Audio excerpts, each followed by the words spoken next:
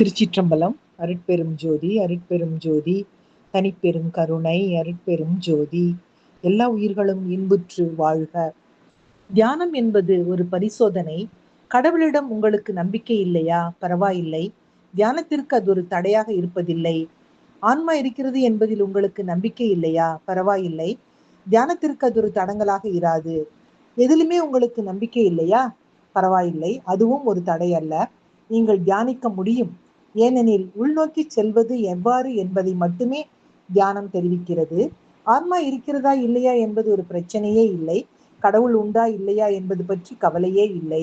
கடவுள் உண்டா இல்லையா என்பது பற்றி கவலையே இல்லை. நீங்கள் உயிரோடு இருக்கிறீர்கள். இந்த ஒரு விஷயம் நிச்சயமானது.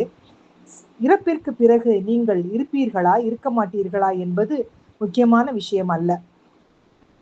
இந்த கணத்தில் நீங்கள் இருக்கிறீர்கள் என்ற ஒரு விஷயம் மட்டுமே முக்கியமானது. நீங்கள் யாராக என்னவாக இருக்கிறீர்கள்? அதற்குள் நுழைவதே தியானம் ஆகும். உங்கள் சொந்த உயிர்த்தன்மைக்குள் அதிக ஆழமாக செல்வதே தியானம் ஆகும். அது தற்காலிகமானதாக கூட இருக்கலாம். நீங்கள் நித்தியமானவராக கூட இல்லாதிருக்கலாம். எல்லாவற்றையுமே இறப்பு முடிவு கட்டிவிடலாம். நீங்கள் நம்பியே ஆக வேண்டும் என்று எந்த நிபந்தனையும் விதிக்கவில்லை.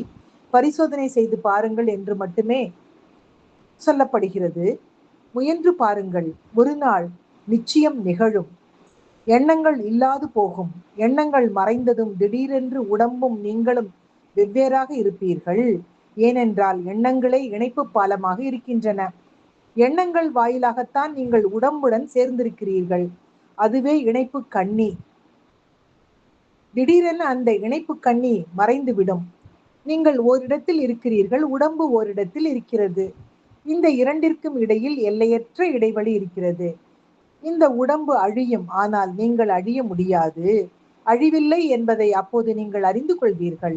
அதன்பின் அது ஒரு வரட்டு கோட்பாடு போன்ற ஒன்றாக இருப்பதில்லை. அது ஒரு மத நம்பிக்கையாகவும் இருப்பதில்லை. அனுபவமாகவே தானே கண்டுணர்ந்து தெளிந்த அனுபவமாகவே இருக்கிறது.